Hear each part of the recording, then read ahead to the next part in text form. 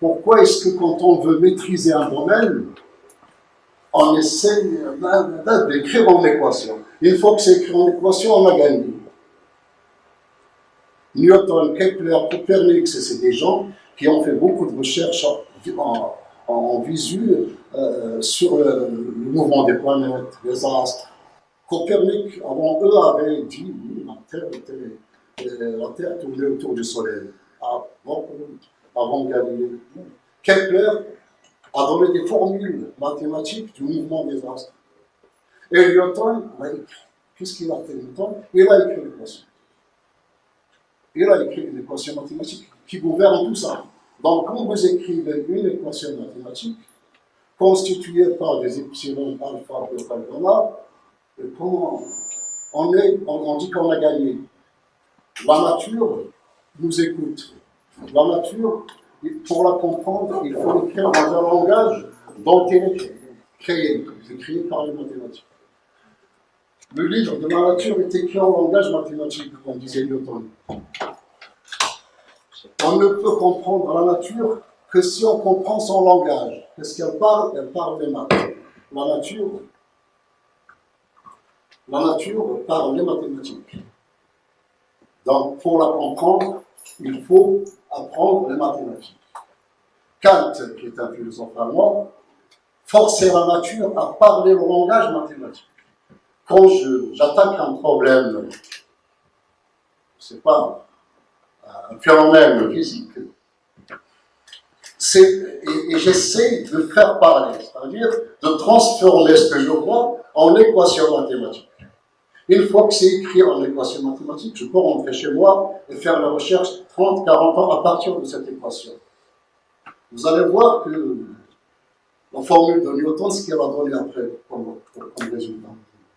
Kepler disait que peut saisir l'esprit humain à part le nombre et les grandeurs. Isaac Newton l'a mise en équation de gravitation universelle. C'est ça qui a déclenché, si vous voulez, la mécanique classique, la mécanique gravitationnelle, parce que les gens avant, chacun, il y avait un doute qu'il y a quelque chose qui attire les choses entre elles, les masses, mais il laissait ça à l'Église, à la divinité. Mais Allah, c'était ça. Mais après, Newton a fabriqué ce qu'on appelle la gravitation, c'est-à-dire deux corps quelconques s'attirent. Voilà. S'ils s'attirent, alors on peut déduire beaucoup de choses. Avec les mathématiques, on peut prévoir, si vous me donnez la formule de Newton F égale m gamma, qui n'était pas au début comme ça, qui était que la force est égale à une constante, fois le produit des masses sur la distance au carré. C'était ça, l'attraction inversée. À partir de cette équation, appliquée aux planètes, à Terre, à Mars, Saturne, jusqu'à Saturne, avant Saturne, ça va. Quand on étudie Saturne, on trouve que ça ne va pas. Il y a quelque chose qui cloche. Ça, c'est pas dans un laboratoire, sur son bureau, c'est calcul mathématique. Les gens ont découvert que Saturne, ça ne marchait pas. Ils n'obéissent pas vraiment à Newton. Il y a quelque chose. Et ils avaient prédit qu'il y a une autre planète à côté. C'était Neptune. Donc, Neptune a été imaginé par des mathématiciens, physiciens, avant que les physiciens la voient. Donc, vous voyez bien qu'il a été. Neptune, d'ailleurs, elle fait son tour autour du Soleil. Donc,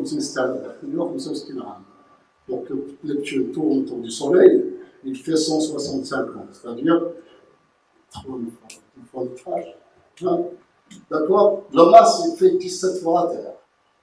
Donc, c'est la première découverte d'un objet céleste réalisée grâce au calcul mathématique, avant qu'il soit observé en 1846. Donc, c'est pour vous dire que les mathématiques peuvent prévoir des choses. Dernièrement, le boson de Higgs, qui a une durée de vie de 1,56 10 puissance moins 22 secondes. Là, c'est presque rien. Mais les mathématiques avaient prédit son existence en 1969. Et expérimentalement, en 2012, les physiciens l'ont vu, non. On su qu'il existe parce qu'on ne peut pas le voir. À 10 moins d'une vingtaine de secondes, il disparaît, mais il laisse des traces. Donc les effets au CERN, Centre des études de Genève, CERN, Centre européen de recherche nucléaire à Genève, enfin entre Genève et la France, c'est là que se font ces recherches-là, et ils ont découvert qu'effectivement le boson de Higgs existe. Einstein disait comment est-il possible que les mathématiques, qui sont un produit de la pensée, c'est-à-dire les mathématiques, vous pouvez enlever tout, effacer tout objet, rien, un vide total, vous pouvez faire les maths. Vous ne pouvez pas faire la physique, ni la chimie, ni la biologie, parce que pour faire la physique, il faut qu'il y ait des objets. La biologie, il faut qu'il y ait des cellules. Tout. Sauf les maths, vous pouvez le faire dans un vide total. D'ailleurs, Erdos, qui est un fou des mathématiques, avait dit qu'il y a un grand livre écrit là-haut, où il y a toutes les mathématiques, et nous, qu'est-ce qu'on fait? On les découvre selon les besoins. Donc, il y a des mathématiques qu'on va chercher parce qu'on en a besoin pour calculer des choses réelles, et il y a des mathématiques qui sont la gymnastique du cerveau. Le grand livre, il l'appelle. Il est écrit, il est là, nous on cherche. Et de temps en temps, on en découvre un petit chouïa. Alors, disait donc Stein, comment est-il possible que les mathématiques, qui sont un produit de la pensée humaine, et sont indépendantes de toute expérience, puissent s'adapter d'une si agréable manière aux objets de la réalité? On crée quelque chose d'intellectuel, on arrive dans la vie. Comment on trouve que cette affaire-là obéit à ce que j'ai imaginé? Comme si le cerveau humain est préfabriqué, pré-rempli de certaines logiques à gouverner les phénomènes de la nature. La raison humaine serait-elle capable, c'est ce que je disais, sans avoir recours à l'expérience, de découvrir par la pensée, par la pensée seule, les propriétés des objets réels? Ça, c'est une question d'Einstein. Gilles Chaplet, comment se fait-il que la mathématique, qui est la bonne, évidemment, et en même temps la reine des sciences, et pourtant il est utile, il servait à tout le monde, aux économistes, aux physiciens, aux chimistes, il sert toutes les sciences, et c'est la reine des sciences. Résumé, j'ai pris un résumé d'Étienne Klein, qui dit comment un ensemble de symboles, si vous regardez un livre de maths, vous dites, mais ils s'en foutent, quel soit, il est essayiste, là, comment un ensemble de symboles abstraits, articulés par un jeu de règles précises, issus très souvent d'une activité intellectuelle, peut-il posséder de telles capacités d'adaptation au monde empirique, au monde d'expérience, c'est ça. Donc ça, c'est des questions, c'est le résumé de toutes les questions que se posaient les scientifiques. Comment ça se fait que les maths sont assez efficaces pour expliquer ce qui est autour de nous? Alors, dans d'autres gens, un physicien, un économiste, un jeune physicien, Wigner, on s'étonne devant cette déraisonnable efficacité. Il y a une certaine jalousie, comment ça se fait que les maths sont aussi efficaces dans les sciences de la nature. Walras, qui est un économiste, qui écrit l'élément d'économie politique pure ou théorie de la richesse sociale, toute cette théorie est une théorie mathématique. Il parle d'économie. C'est-à-dire, si l'exposition peut s'en faire par le langage habituel, la démonstration doit s'en faire du mathématique. On peut faire des discours en économie, mais il faut quand même passer aux équations pour prouver que ce que vous dites, et c'est faisable. Et puis, n'importe qui peut se poser cette question, pourquoi c'est toujours vrai? Pourquoi c'est toujours vrai? Newton a écrit la loi de la gravitation. Et elle s'est avérée fausse. Les chimistes avaient écrit l'atome modèle 1, ils se sont avérés fous. Euclide, 5 siècles avant Jésus-Christ, a écrit des choses, et elles sont encore justes. Qui c'est qui ne connaît pas le théorème de Pythagore? A carré plus B carré plus C carré, c'est écrit 400 ou 500 ans avant Jésus-Christ. C'est toujours vrai. Pourquoi est-ce que les mathématiques, une fois que c'est écrit, ça reste éternel? Alors que les autres matières, physique, chimie, biologie, il y a une théorie qui arrive qui est une ancienne. Einstein avait renvoyé Newton à la poubelle, et Einstein encore, on en parlera. Donc, par contre, les mathématiques, vous écrivez un théorème, il est éternel, soyez sûr qu'il restera à vie. Parce que ça vient du cerveau directement, sans contact avec l'entourage. Quand vous créez un théorème, vous ne pensez à rien. C'est un raisonnement logique dans votre cerveau qui une chose implique l'autre.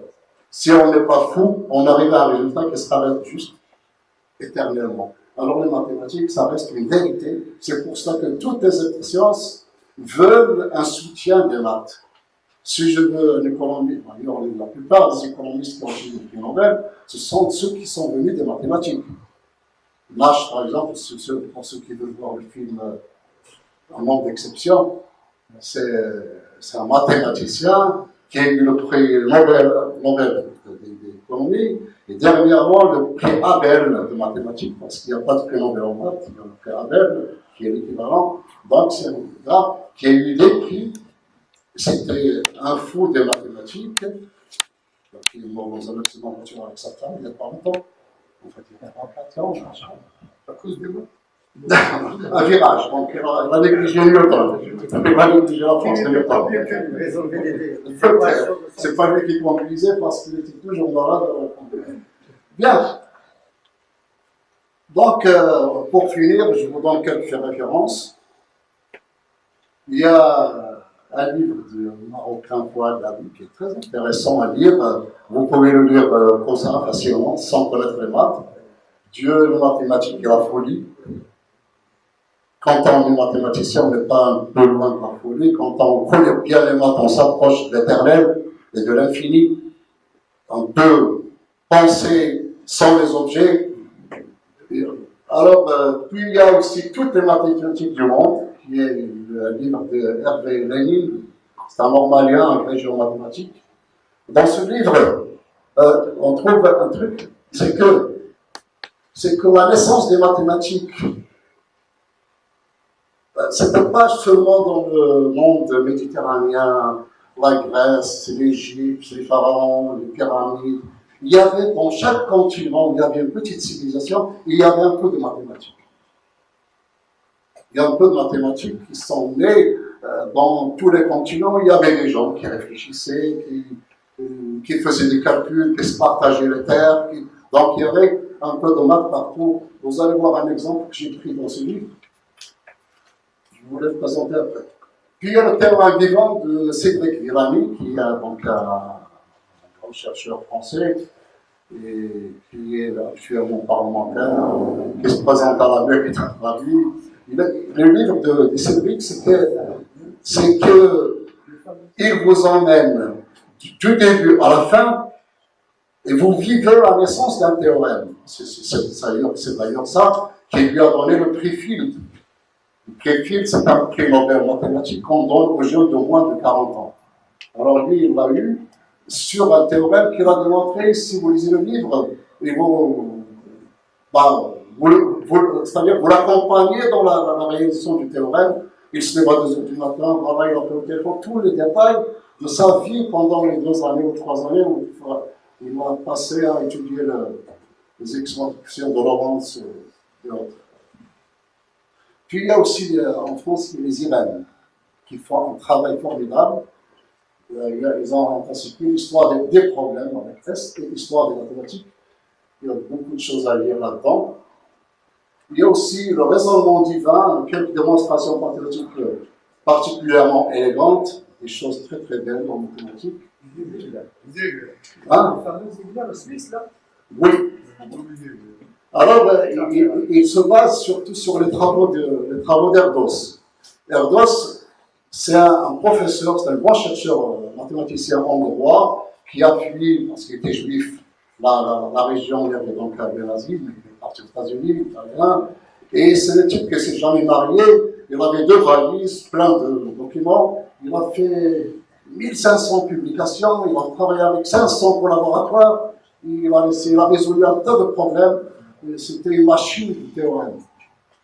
Et puis dans Futura Science, il y a aussi sur le site, vous pouvez, ça c'est gratuit, vous pouvez le visiter, découvrir sans plus attendre l'histoire des mathématiques en 10 dates clés. Il y a aussi les grands théorèmes qui ont marqué l'histoire des maths. Donc c'est des livres, donc tout ça c'est une bibliographie pour les non-mathématiciens si vous voulez le lire. Et voilà donc, quand il y a de référence, ça veut dire que c'est fini. Non, c'est pas fini. Alors, la théorie mathématique et la réalité observée. Est-ce que tout ce qu'on voit, on peut le croire? Dites-moi, je ne sais pas, je ne vais pas vous parler de l'inertie. L'inertie, c'est une chose qui vient en mécanique, qui vous dit que, en l'absence de toute force, si je lâche ce pointeur-là, je le jette à une vitesse intervalée de 30 km à l'heure, il ne s'arrêtera jamais. Il est arrêté. Ça, c'est l'inertie. En l'absence de force extérieure, un objet qui bouge à une vitesse continuera à bouger éternellement. C'est ceci, vous ne pouvez pas le voir ici parce qu'il y a toujours la force, la pesanteur, il y a toujours l'attraction du sol, la Terre. Mais dans l'espace, il y a des voies où on voyage sans gasoil, sans rien du tout, parce qu'il y a une vitesse initiale et on continue. Alors ça, c'est l'inertie. Et c'est difficile de faire croire aux jeunes. Par contre, lequel de ces 2 segments contient le plus de points?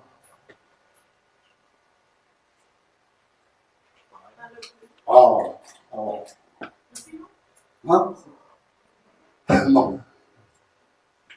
Ça dépend de ce qu'on appelle avoir le nombre de points, avoir le nombre d'éléments. S'il y a 30 femmes et 30 hommes dans une salle, et qu'on dise à chaque homme, c'est une femme, 30, ça sera kiff-kiff, il y aura une bijection entre ces 2 ensembles. S'il y a 31 femmes et 30 hommes, il y aura une femme qui ne trouvera pas à qui tendre la main.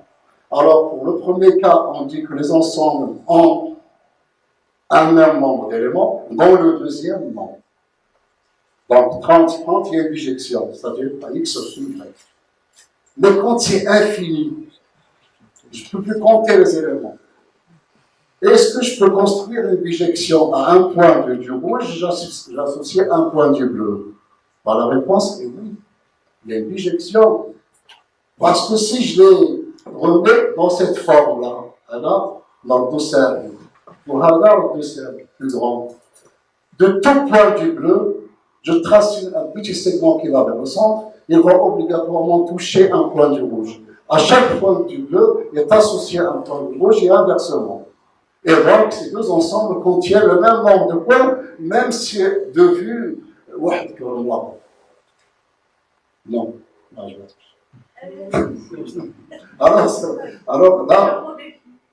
Alors, quand on dit aussi que l'ensemble des entiers naturels, 0, 1, 2, 3 jusqu'à l'infini, contient le même nombre d'éléments que Z, l'effet déjà N nous fait moins 1, moins 2, moins 3. Le nombre d'éléments de N est égal au nombre d'éléments de Z, et pourtant moins 1 ne se trouve pas dans N. Parce que je peux construire une bijection entre ces 2 ensembles. L'ensemble de membres rationnels, P sur Q, qui sont très très nombreux dans l'ensemble des réels, et pourtant, il a le même nombre d'éléments que le N, l'ensemble des entiers naturels. Alors ça, on ne peut pas le croire si on ne le démontre pas. Et tout ça, ce que je raconte, est démontrable mathématiquement. Et pour nous, tout ce qu'on démontre mathématiquement est obligatoirement juste, même si on ne l'accepte pas. C'est juste. Bravo. L'autre plus en bas. Ça, j'en sais rien. Mais les mathématiques me donnent une courbe, une seule, une, qui est la plus rapide parmi toutes les courbes que je peux fabriquer. C'est ce qu'on appelle le bras qui se prend de Bernoulli. Alors, pour en être convaincu, si j'abuse de ça, je mets celle-ci horizontale et celle-ci comme ça. Laquelle va arriver la première? Celle sur le bleu ne va pas bouger du tout. On peut se le traduire parce qu'il y a la représentation, c'est pas ça qui. Par contre, celle-ci va arriver jusqu'à B. Quand? Ça dépend de la masse. Parce que vous savez que si je l'arrache, plus elle descend, plus elle gagne de l'énergie.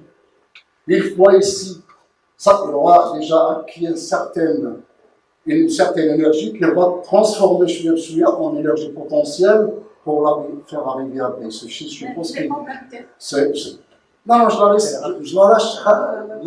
lâche. Ça fait rien. C'est le poids d'Ira qui va la faire entrer. Mais quand tu vas gagner de la vitesse, il va remonter jusqu'à B. Et s'il n'y a pas de résistance, il y a frottement, il n'y a rien du tout, il va revenir jusqu'à A. Et éternellement, elle va danser entre A et B à l'infini s'il n'y a pas de frottement. Donc, au moins, la discipline sera très bien. Regardez, non, c'est l'expérience. Oui, la démonstration, c'est les maths. Ça, c'est juste un exemple. La observation, la segmentation. Voilà. Voilà, c'est ici. Voilà.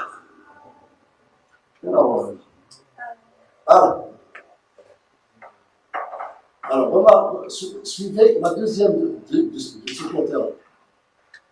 Allez. C'était que la première, elle dépasse là où il y avait la ligne droite, elle dépasse celle où il y a une concavité, donc c'est la qui arrive la première. Là, c'est ce qu'on appelle le brachistochrone.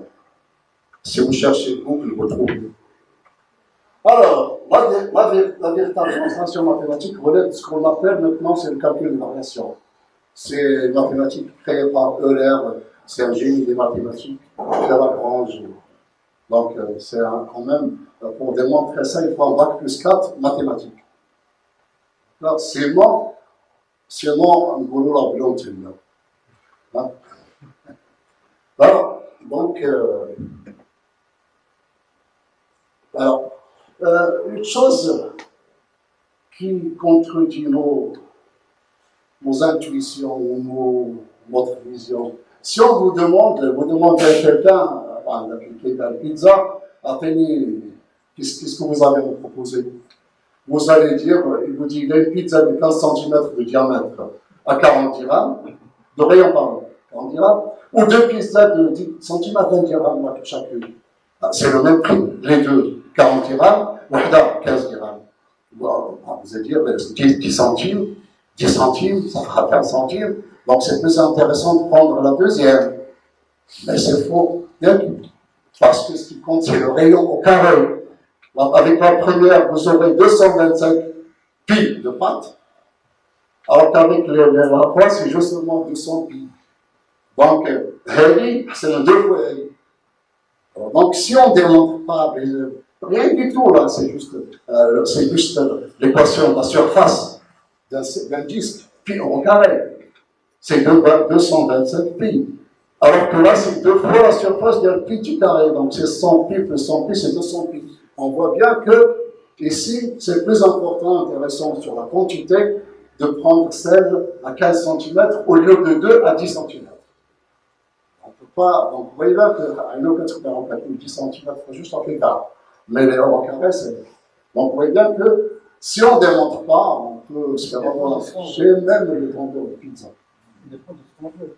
Hein? Ça dépend de ce qu'on veut. Moi, je parle de la quantité. Alors, si je donne une pour ma femme, une pour moi, il faut d'un lot. Une pour le dîner, l'autre pour le déjeuner. Oui, d'accord.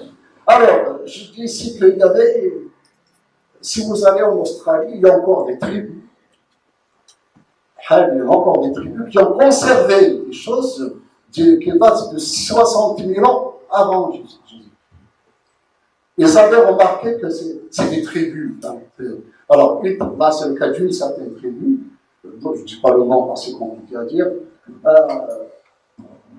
pour éviter la consanguinité pour ne pas se marier entre cousins et cousines et qu'il y ait des maladies dues à ça, ils ont créé un système très efficace. Ils ont créé ce qu'on appelle le nom de peau d'un individu. Quand une personne est née, on lui donne un nom de peau. Pour faciliter la chose, moi j'ai appelé ces noms de peau par 1, 2 jusqu'à 8. En fait, eux, ils avaient de 1 jusqu'à 8, mais des noms. Des noms pas faciles à retenir. Alors moi j'ai donné des numéros, c'est plus simple. Donc par exemple, un nom de peau pour une femme de génération 1, par exemple, F1 ou F2 jusqu'à F8. Elle ne peut épouser qu'un homme de nom de peau H5, H8, H7. Pour F3, c'est H7, vous voyez ici. Pour chaque, si vous voulez marier, vous trouvez une jeune demoiselle, vous lui dites, vous êtes de quel nom de peau. Si vous êtes H5 et qu'il vous dit elle est F2, c'est interdit, vous ne pouvez pas l'épouser. Il faut chercher dans la famille des F1, qui n'est pas nécessairement de même famille. Hein. Et la F1. Donc, une fois que le partage est fait,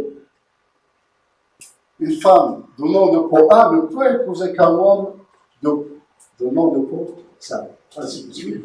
Alors, si il y a une naissance qui vient de ces deux-là, je lui donne le nom de peau 2.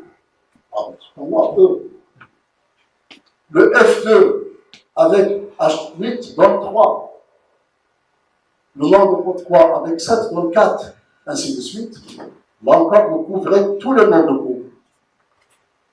Donc, ces deux-là, si un homme, il deviendra H2, c'est-à-dire, il ne pourrait épouser que F8. Ce deux-là, c'est un garçon. En fait, c'est un enfant, eux. Donc, si c'est un garçon, il deviendra un H2. Et si c'est H2, il ne pourrait épouser qu'une F8. Donc, c'est pour ça que j'ai mis ici 8. 2, 8. Parce que 2, 8. Même pas pour les femmes. Même si c'est une femme, il ne peut épouser qu'un homme de peau H8. 2, 8. 3, 7. 4, 6. 1, 5. Avec ça, si ces deux-là ont des enfants, là, c'est la troisième génération. Alors là, c'est le grand-père, là, c'est le père, là, c'est le petit-fils. Ou la petite-fille. Ces deux-là, 2, 8 là, ils vont donner 3 ou 5. Quand est-ce qu'ils vont donner 3? Hein? Dites-moi. Si c'est F2 avec H8. C'est-à-dire si je suis ici. Par contre, si je suis H8, F8, H2, ça donnera 5. Ainsi de suite, vous voyez bien qu'au pire, c'est à la troisième génération qu'un cousin lointain épouse une cousine lointaine, donc il n'y a plus de problème. Avec ici, les gens qui font une probabilité, il y a une probabilité très petite pour que ça arrive. Et donc là, ça, c'est des mathématiques faites par des aborigènes, des habitants d'Australie, des siècles et des siècles avant Jésus-Christ. Alors, le mariage entre les descendants d'un couple de même nom de couple n'est possible qu'après 3 générations. Et encore, on peut les éviter. Thalès, c'est un mathématicien grec qui a remarqué que s'il prend un bâton de longueur 1 mètre,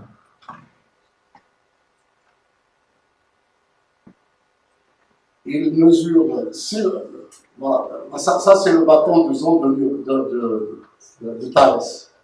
Et là, quelque chose de longueur inconnue, mais très grand. Je ne peux pas le mesurer de rentable parce que c'est élevé.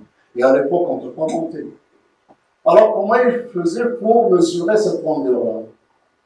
Il a son bâton de pèlerin, il le met ici, il mesure son membre, il appelle ce que l'on obtient petit L, il mesure l'ombre de cet engin-là, ce truc-là qu'il ne peut pas mesurer, c'est un X.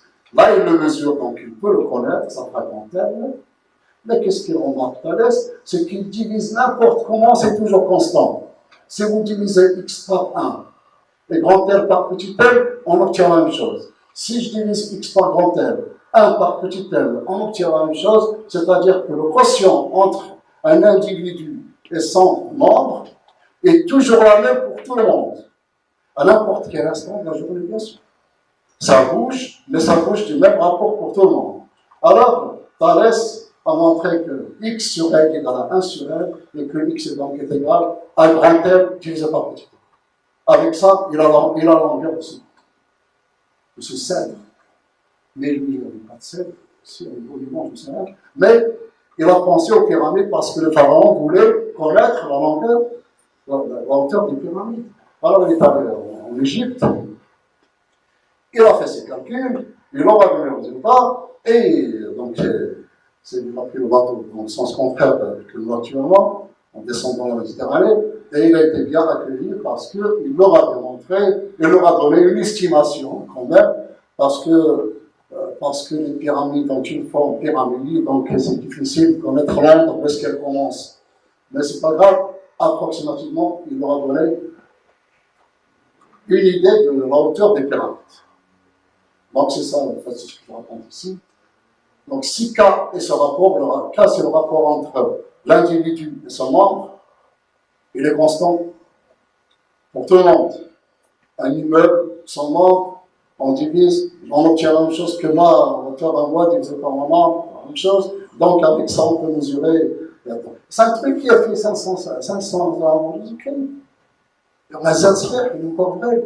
C'est le théorème de Thalès qu'on apprend au collège. Personne ne peut mettre en doute les mathématiques. Une fois que c'est fait, c'est fait. Ça, c'est Newton. Newton a écrit ça en partant des travaux de Kepler, Copernic, Tolada et sa fameuse formule qui a fait donc son établissement. Newton, il ne faut pas oublier que c'était aussi un grand mathématicien. C'est ce qui a fait sa réussite, c'est les mathématiques, c'est pas la physique.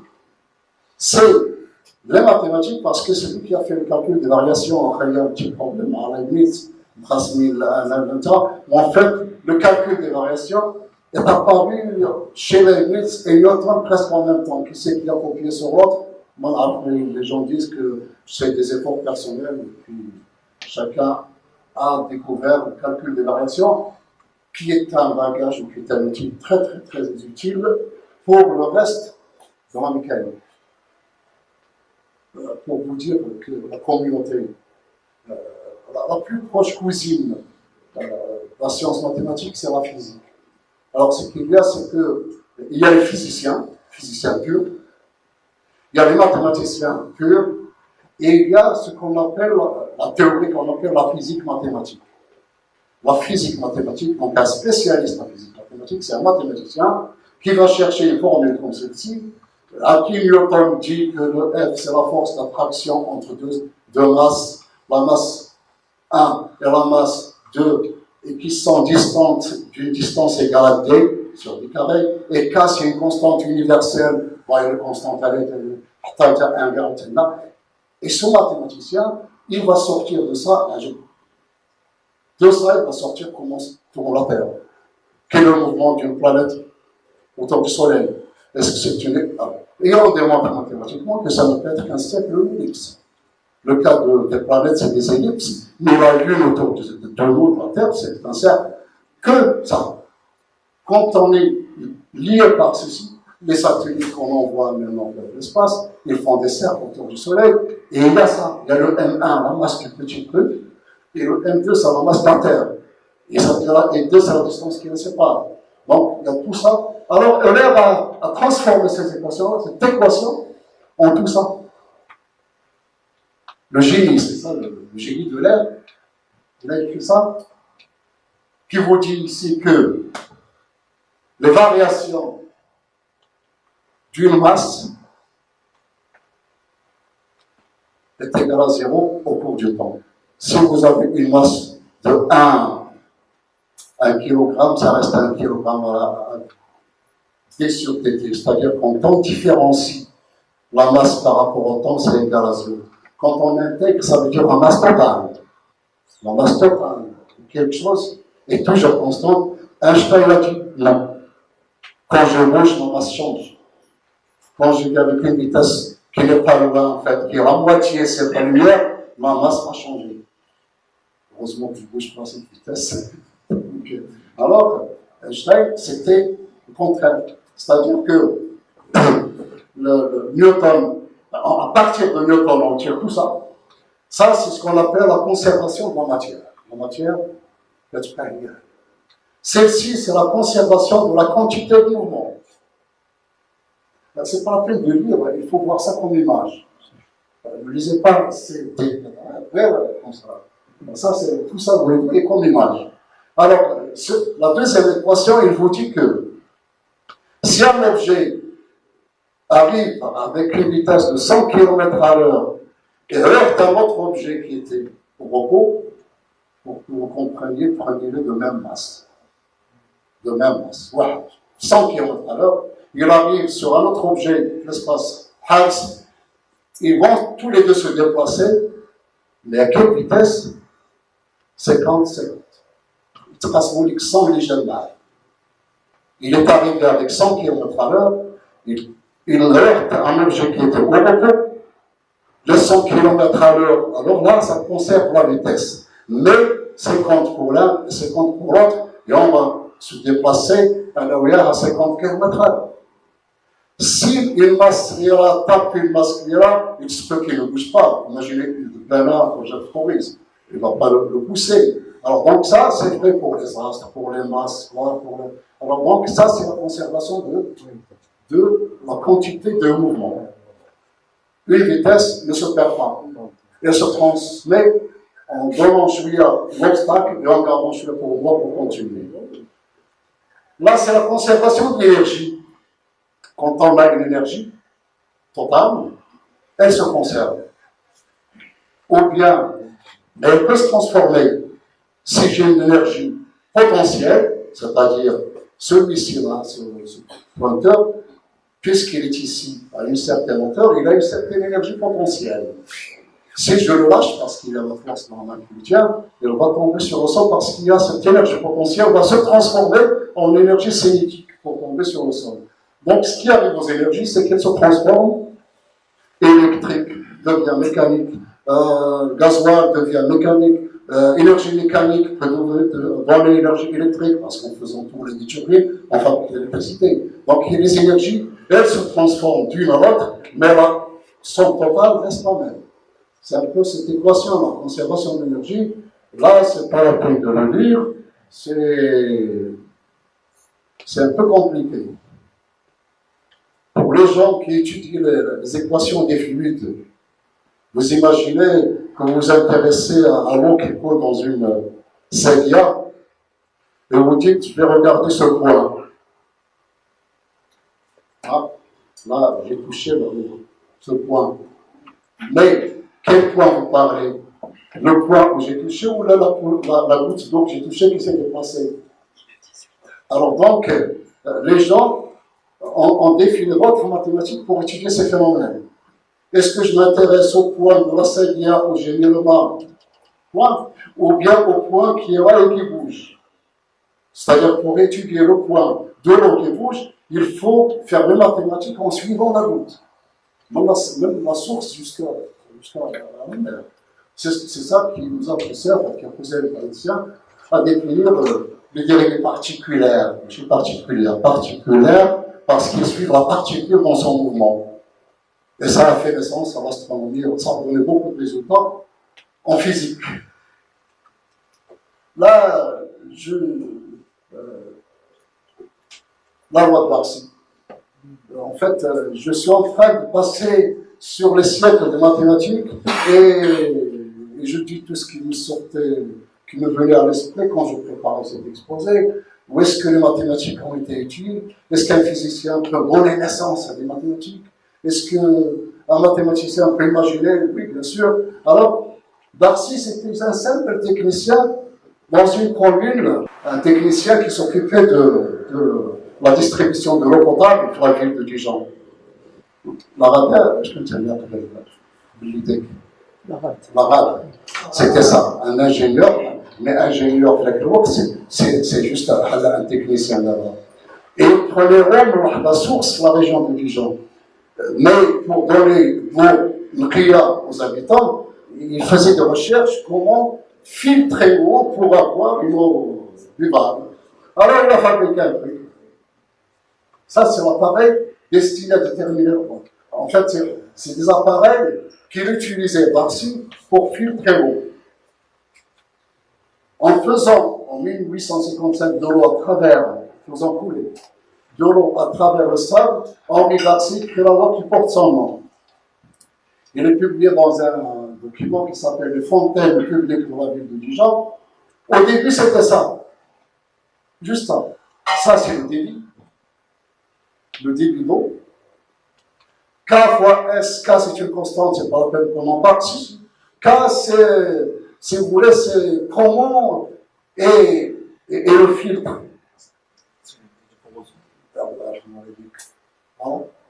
C'est la perméabilité, la porosité. K, c'est une matrice qui caractérise le filtre. On fait avec ça, j'en sais rien. S, c'est la section, la surface, la section de l'engin. Delta H, c'est la hauteur. E, c'est autre chose. Donc, cette affaire-là, avec le temps de l'époque, elle devient vitesse égale K grade P. C'est la loi de Darcy de l'époque. C'est-à-dire que la vitesse de filtration est une sorte de proportionnalité au gradient de pression. La pression d'en haut et la pression d'en bas fait la différence. Alors, j'obtiens une vitesse qu'on appelle donc la loi de Darcy. Et depuis 1855, et depuis, beaucoup d'eau a coulé sous les ponts et dans le milieu pauvre. Alors parce que beaucoup de gens se sont intéressés à ce phénomène. Moi, quand j'ai travaillé sur ça, c'était sur le travail des gens qui exploitaient le pétrole. Pour soustraire du pétrole sous le sol, il y a une méthode où on creuse des puits, parce que quand vous avez un puits de pétrole, c'est-à-dire donc un grand lac souterrain de pétrole, on creuse un puits d'un côté et un puits de l'autre. Et on injecte de l'eau d'un côté pour recevoir le pétrole de l'autre côté. C'est fait pour le pétrole, pour le gaz. En tout cas, c'est un fluide qui pousse un autre. Vous injectez un fluide, il va pousser un autre fluide pour sortir de l'autre côté. La mise en équation de tout ça pousse les gens à écrire ces équations-là. À pousser les gens à écrire les équations qui gouvernent ce que je viens de dire. Dans le pétrole. D'autres gens, d'ailleurs, on a donné des PFE en master dans ce sens. Vous savez que chaque année,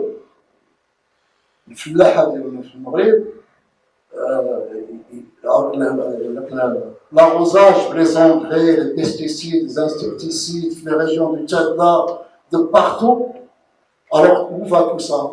Quand il pleut, ces produits chimiques s'infiltrent doucement, petit à petit, vers les nappes phréatiques.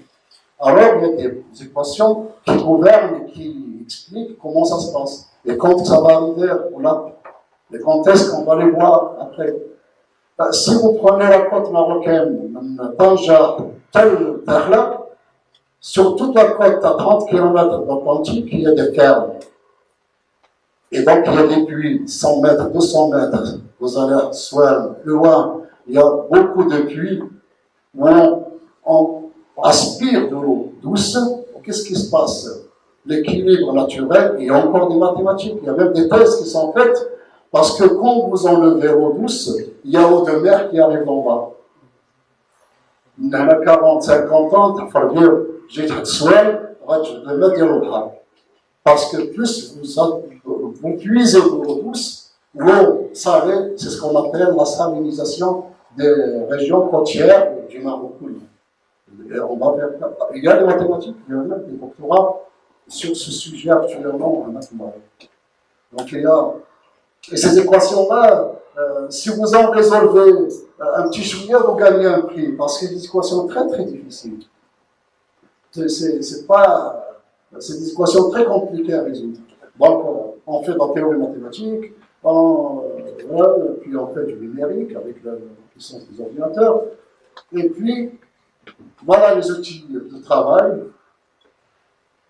Ceux qui savent, qui connaissent un peu les maths, voici le bagage, quand on vous dit, quand un peintre, je peintre,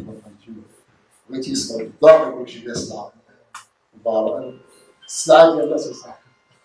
Toute la théorie mathématique. Il faut résoudre les problèmes de la vie.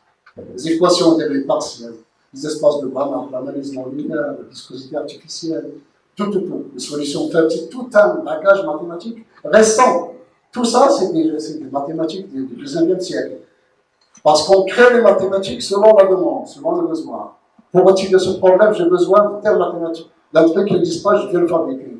Alors nous, en fait, en mathématiques, on fabrique des maths du prêt-à-porter, des mathématiques pour répondre à des questions physiques actuelles. Comme Galilée ou Newton faisaient des maths pour répondre à F égale quelque chose, actuellement, c'est d'autres mathématiques qui naissent. L'homogénéisation, je ne sais pas si j'en parle ici, elle est là. Elle est née en 1980. En 1980, c'est récent. L'homogénéisation, c'est une théorie d'abord qui va. C'est une théorie mathématique qui est née pour, comme on l'emporte, pour homogénéiser. Quand je fais couler l'eau dans le sable, je ne peux pas dire que la goutte elle passe à 2 grains, puis après côté de 30 grains, et va suivre. Non, il faut un moyen de moyennisation. Et c'est ça l'homogénéisation. C'est-à-dire un traitement global de l'écoulement du fluide à travers ce milieu, à travers le sable, à travers l'eau. Donc l'homogénéisation, c'est né pour étudier ce genre de problème. Si vous chauffez un matériau, vous chauffez par le sucre, une barre, prenez chalumeau électrique, vous chauffez un point. Là, le fait de chauffer en un point, les gens avant 1900 utilisaient les fonctions. Or, chauffer en un point, ce n'est pas une fonction, c'est un truc défini juste en un point, et nul ailleurs. Ça ne pouvait répondre à les fonctions, ne pouvaient pas répondre à ce genre de problème. Alors, Laurent Schwartz, qu'est-ce qu'il est, a défini les distributions. Les distributions, ce sont des trucs qui agissent en un point. Les mesures de Dirac. Et puis ça a donné sens aux mesures des années avant. Alors, la théorie des distributions, c'est quelque chose de très robuste, bien construit, à part entière, et elle répond à ce phénomène de chauffer en un point, excité en un point, qui n'existait pas avant. Donc, voilà ce que je disais ici.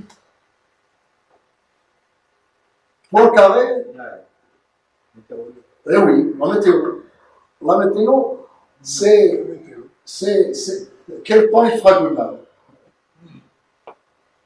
Knut Lyon, alors, vous savez qu'on a une bibliothèque derrière la prévision du temps, c'est un livre de physique, théorique, mathématique, prévision du temps. C'est un ami normal. C'est des livres pas chers, mais tout ça, qu'est-ce qu'ils ont chaque millet. والله باش نتولد احترم تولد باش شكل في الوطن والله non physicien il travaillait sur les lasers à l'époque il a fait son doctorat alors ça fait une marge عشان نمشي للمال parce que بشكل ولا mathématique que doit نحترم alors je باش لو قبل الان تقول j'aurais dû acheter ce livre alors c'est le système dynamique. Poincaré, en voulant étudier, en voulant mettre les équations de 2 corps, 3 corps, la Lune, le Soleil et la Terre. Chic et Jean-Chic. La Lune, attirée tenue à la laisse par la Terre, c'est pour ça qu'elle tourne autour. Le tenu par le Soleil et tout ce monde tourne autour du Soleil. Alors il voulait écrire les équations de ces ailes. Alors imaginez 2 corps, 3 corps, imaginez quand vous avez 9 corps autour d'un même Soleil qui tourne. et chacun tout s'attire, alors lui, il a écrit donc, ce qu'on appelle les systèmes dynamiques. Et ce système dynamique, c'est un modèle d'équation qui gouverne ce phénomène. Mais malheureusement, ils ne sont pas stables. C'est-à-dire qu'une petite erreur à l'instant t égale 0 peut entraîner une grande erreur au bout de 8 jours. Si vous dites que il va pleuvoir jusqu'à 7 jours, par exemple, alors le 8e jour, il se peut qu'il ne pleuve pas le 7e jour. C'est-à-dire que le système dynamique ne prévoit le temps, mais juste. Donc le sahabi camarade, qu'est-ce qu'il a fait? Prévoir le temps matériel, c'est derrière. Alors, je dis ça aux jeunes parce que j'ai l'habitude d'aller voir des jeunes de terminale, de lycée, quand tu parles devant eux, les yeux qui brillent. Alors, je donne cette affaire-là comme exemple de leur vie. Une petite erreur commise à l'âge de 18 ans, c'est quand même très logique. Parce que les postes, tous les postes de Moustapha sont vacants. Tous les postes d'ici, vous avez 18 ans, d'ici 28 à 30 ans, les postes que vous allez occuper seront vacants. Celui d'ingénieur, celui du médecin, celui du central, donc tous les postes sont vacants. Alors choisissez dès maintenant lequel vous voulez occuper dans l'avenir. C'est ici que votre Moustapha se décide, et c'est très, c'est-à-dire très instable. Il a dit que dans cet âge, il dit que l'ingénieur va des métiers mais on essaie de faire mieux. Alors c'est pour cela que j'utilise un Al-Qur'ani, je ne vais pas la faire tourner parce que c'est une petite erreur. Bien. Alors, pour les physiciens et les chimistes, qu'est-ce qu'ils disent? Que l'état d'une particule et son énergie ne sont pas continus. Est-ce qu'il y a des chimistes parmi nous? C'est-à-dire que c'est ce qu'ils appellent la quantification de l'énergie. Autour d'un atome, l'électron va être n'importe où. Bon, il y a des places spéciales, réservées, des places gagnées. Si je le touche à l'oreille, il me fiche au milieu. Des places, Dieu nous a trouvé, c'est ce qu'on appelle la quantification de la matière. C'est une exemple de balance. Voilà. Mais ceci, on peut le faire en maths, la chimie, parce qu'en fait, la théorie est gouvernée par des équations de Schrödinger, qui contiennent un opérateur qui est le Laplacien. Et chez nous, le Laplacien, c'est un opérateur qui admet un inverse compact. Et dans la topologie, quand un opérateur est compact, alors il admet un spectre démembrable. Donc, si démembrable, ça veut dire 0, 1, 2, 3, et non pas 0, 1,5. Tout ça est quantifié. Donc, les mathématiques ont répondu et ont validé. Voilà, donc ici, donc je passe tout ça.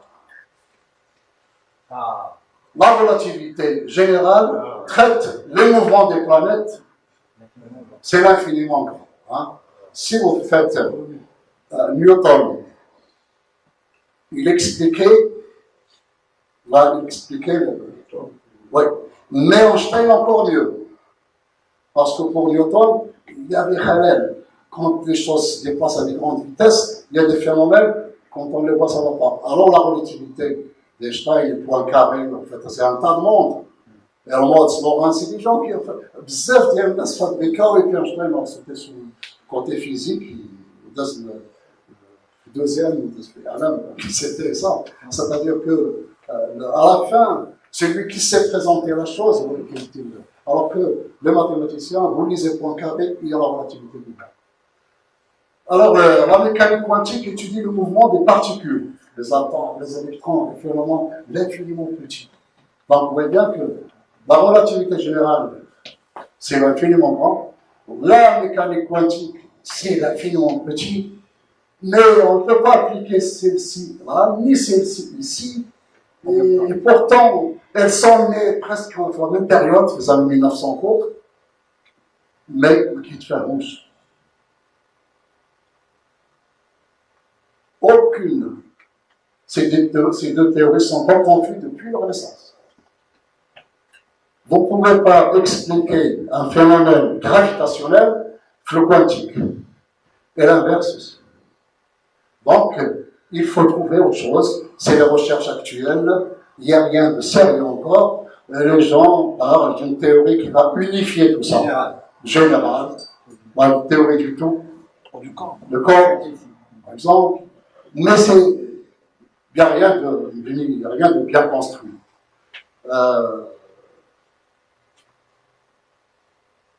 Donc, une affaire à suivre. Sa construction mathématique est encore incomplète. Affaire à suivre.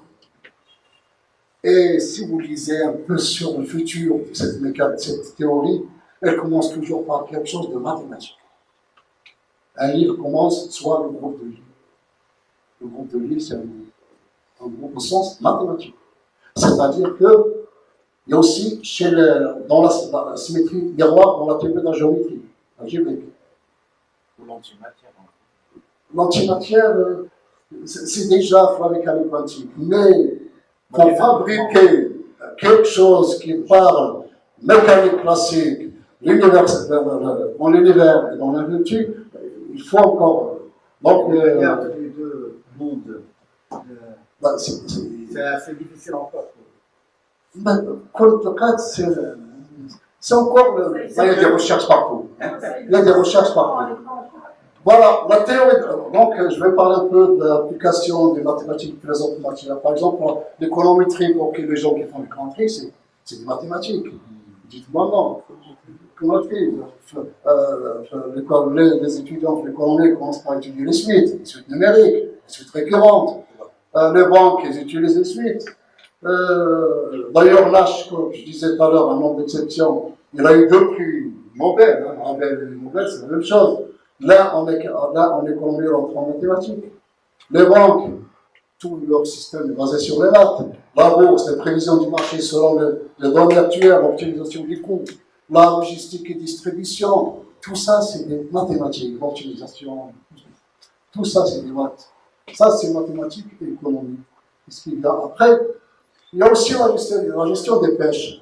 La gestion des pêches, je parle de ça parce que c'est des sujets, il y a les étudiants d'IANA font de la recherche là-dedans. Donc je me suis dit, il faut parler aux gens de ce qui se passe actuellement. Ici au niveau de Casablanca ou ailleurs, il y a des doctorats maintenant, des études sur la gestion des pêches. Pour conserver la ressource utile, pour conserver l'espèce. Quand est-ce qu'on peut chasser la sardine, quand est-ce qu'il faut laisser se reposer, sinon il va disparaître. Tout ça est mis en équation. Les gros poissons mangent les petits. Voilà, par exemple, donc, Pierre Roger, c'est un grand académicien français, il a écrit beaucoup de choses sur ça, sur cette affaire justement de la pêche maritime, la pêche de manière générale.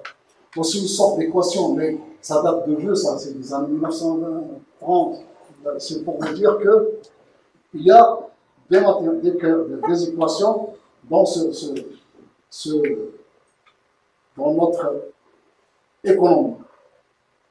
Ça, c'est toujours la pêche. Alors, la propagation des épidémies aussi, toujours le système dynamique. Quand je parle du système dynamique, c'est des choses qui sont un peu linéaires, non linéaires, c'est des équations où les X et le E et le E, c'est des choses naturelles. D'accord? Ici, par exemple, des équations de 1927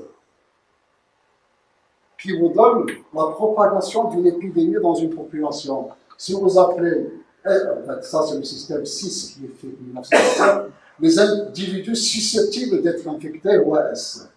Et puis les individus infectés, OAI.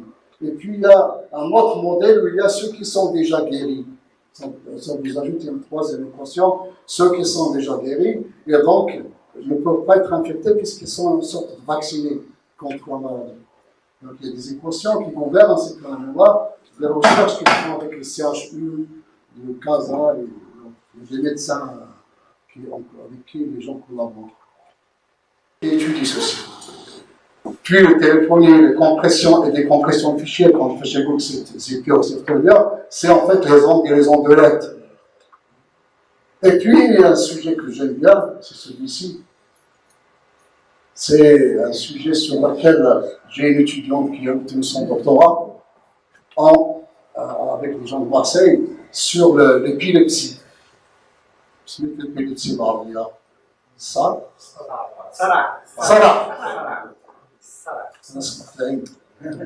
Bien. Vous savez qu'un neurone, c'est la plus petite partie de notre cerveau, soi-disant. D'accord? Un neurone, et dans notre cerveau, il y a 100 milliards de neurones. Notre cerveau contient 100 milliards de neurones. Notre cerveau, il fait 2% du poids de la personne. Ça dépend de la personne, mais c'est une moyenne. 2%, mais il consomme 20% d'énergie que le corps consomme. On voit bien qu'il bouffe trop. Il mange de 1,5. Mais il fait que 2% du poids. D'un neurone par un axone. Pour le lier à un autre neurone. Donc chaque neurone est en relation par un axone avec un neurone. Parce que quand vous suivez celui-ci, il y a ici, là, ils sont de 1000 à 10 000 dendrites qui vont vers d'autres. Non. Donc ça fait des milliards de connexions entre les neurones qu'on a dans notre cerveau. Plus on a de neurones, plus on connaît plus de choses. Notre cerveau se transforme à chaque instant. Chaque information qui rentre, il y a un réseau qui se crée pour représenter cette information qui est rentrée. Et il reste connecté le temps que je me rappelle cette chose. Quand je l'oublie, ça veut dire que les connexions sont cassées. Mais ils reviennent s'il y a une excitation. Si votre grand-père est mort il y a 30 ans, il se peut que vous fermiez les yeux et que vous le voyez directement. C'est-à-dire que vous arrivez à reconstruire les connexions qui donnent l'image de votre grand-père ou votre grand-mère. Alors, la connexion dans le cerveau, c'est quelque chose de très très complexe. Et les gens ont commencé à l'étude parce que les maladies neurologiques, Alzheimer et Parkinson, il faut aller vraiment. Vous savez comment ça se passe, je ne sais pas si je vais vous parler de ça. Chaque neurone, là, il y a un noyau. Et entre le noyau et l'espace qui l'entoure, il y a cette affaire-là qui s'ouvre et qui se ferme. Il y a deux portes. Ici, il y a un paquet de produits d'ions, sodium, potassium, chlore, et de même à l'intérieur qu'à l'extérieur du noyau, mais en quantité inégale. Donc, quand un pore s'ouvre, c'est naturel que des ions sortent ou rentrent. Cette fuite d'ions de l'intérieur du noyau vers l'extérieur crée un potentiel. C'est ce qu'on appelle le potentiel d'action. Et ce potentiel crée un courant électrique qui suit cette corde, l'axone, pour donner l'information à l'autre neurone. Voilà comment fonctionne un neurone qui dit bonjour à un autre neurone. Ça, c'est juste de neurones. Mais nous, on en a des milliards. Alors, quand vous parlez, quand vous lisez, quand vous apprenez, c'est des courants électriques, des milliers de courants électriques qui passent entre une grande partie de nos neurones. Et comment ça s'ouvre? Comment on peut se poser des questions? Je ne sais pas, physique, chimie, philosophie, comment ça s'ouvre? C'est pourquoi il s'ouvre pour qu'il y ait cette action? Ce potentiel d'action, qu'est-ce qui ouvre? Est-ce que il y a déjà les sens, on a combien de sens? Comme ça, c'est 5 sens, oui. Alors, il y a déjà les sens. Si vous me racontez une histoire triste, je deviens triste, je peux même jusqu'à aller pleurer. Parce que, voilà, je ne sais pas.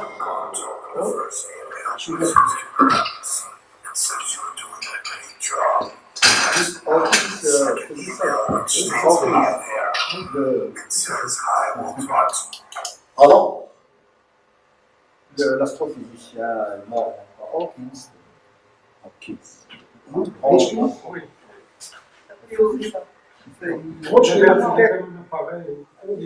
Ah là là, vous parlez de Stephen Hawking. J'aurais dû le citer parce que quand même c'est un phénomène. Hawking, Stephen Hawking, c'était lui le boulot qui occupe la place de Newton en Angleterre. La chair de Newton, c'est lui qui la mérite, c'est lui qui mérite. C'est quelqu'un qui était donc épileptique, il ne parle pas, il ne bouge pas, on le pose dans ça, et pourtant il a créé des mathématiques qui expliquent un tas de phénomènes des trous noirs. Donc c'est un phénomène. Alors je passe même aux amis. La crypto en mathématiques, tout le monde sait quoi elle sert. Par exemple, pour protéger nos données, les nombres premiers, donc la crypto est basée sur les nombres premiers. J'écris ici des choses. Depuis 2000, l'arrivée des ordinateurs puissants, ces nombres peuvent être calculés en même temps raisonnable. C'est-à-dire qu'il faut pousser encore plus loin si on veut protéger nos fortunes. Non? En 2009, on a pu calculer le diviseur premier d'un nombre premier ayant 232 chiffres. Dans les temps que les gens commencent à penser à la cryptographie quantique, et là, alors, pourquoi ça ne bouge pas? Voilà. C'est des maths. C'est des maths. Ça, c'est l'équation z à la puissance 8 moins 1 égale 0. Si vous la résolvez dans R, la seule solution, deux solutions, moins 1 pour 1. Moins 1 à la puissance 8, c'est 1. 1 à la puissance 8, c'est 1. Mais si vous la résolvez dans C, l'ensemble des nombres complexes, on sait que dans l'ensemble des nombres complexes, une équation d'un polynôme de degré 8 admet obligatoirement 8 racines complexes. Alors je les ai écrites, elles sont là. Elles sont là. C'est en fait 1, I, moins I, 1 peu. C'est des nombres complexes. Hein, si vous calculez. Alors je vais faire comme si je ne les connais pas. Et je vais essayer de les approcher par une méthode numérique. Et encore Newton. Parce que Newton avait créé une méthode très très très rapide pour approcher là où s'annulent les fonctions. Par exemple, ici, là où s'annule z puissance 8 moins 1. Donc, je fais comme si je connaissais pas ces racines. Et ça, c'est la méthode de Newton pour ce problème. Je donne un U0 quelconque. Mais où est-ce que je vais donner ce U0? Un peu n'importe où. U0 égale 1. J'ai dit que je travaille entre moins 2 et 2, moins 2, 2, un carré comme ça. Alors, je prends U0 quelconque. Je calcule E1 égale 1 huitième 7 U0 plus 1 sur U0 puissance 7. J'obtiens U1. Je calcule U2 en utilisant U1. Au bout de U3 et 4, je vais remarquer que ça converge vers une racine. Mais laquelle des racines? Il y en a 8. Alors, comme il y a 8 racines, je les ai placées dans le plan. Je prends mon U0 ici, moins 2i, et je calcule. Et je dis à mon ordinateur, si le processus converge vers Z3, alors j'ai un U0 se regroupement. J'ai un U0 qui dit le Z3. Si mon processus va vers Z0, quelle couleur j'ai? Qu'est-ce que je dis pour le 2? Je ne sais pas, change de couleur. Donc je dois préparer 8 couleurs, et selon où va mon processus, quand j'ai le U0 de départ pour le peindre en la couleur prévue pour ça. Et je fais varier U0, c'est l'air, puis je balaye tout l'écran de mon ordinateur. U0, je le prends, tous les pixels de mon ordinateur. Donc ça fera quand même un grand paquet de... C'est-à-dire que je vais parcourir tout l'écran de l'ordinateur, les points U0. Si je lui dis... d'abord. Oh,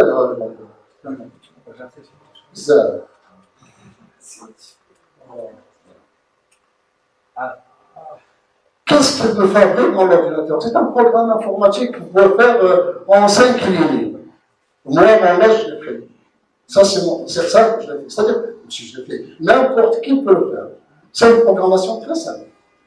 N'importe quel langage, Python, Fortran, C++, un langage, vous pouvez faire le temps. Si c'est Z3, j'ai à dire, si c'est ça vous donne ça.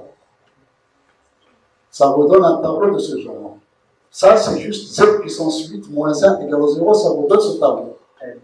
Et vous voyez ici le mi-racine. Delta, et 2, ça fait 8.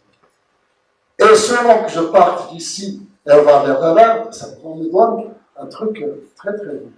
Mais d'autres gens sont allés plus loin que ça. Ils ont introduit dans leur programme la vitesse de convergence. En combien d'étapes j'arrive dans ce point? Si c'est 5 étapes, des rouges, donc c'est donc on fait apparaître des reliefs. Ça, si vous voyez le programme qui fait ça, c'est juste 4-5 lignes de programmation. Ça. Et ça. On n'a plus besoin de... Pas besoin d'aller acheter cela. Juste, alors si vous, bien sûr, là, j'ai donné l'exemple des puissances 8 égale à 1, vous pouvez changer d'équation. Moi, j'en ai changé une paquet, je choisis deux, mais c'est fait par quelqu'un d'autre. Ils sont plus belles, bien sûr, que ce que j'ai fait moi. Là, c'est un amateur. Un vieil amateur. Alors là, c'est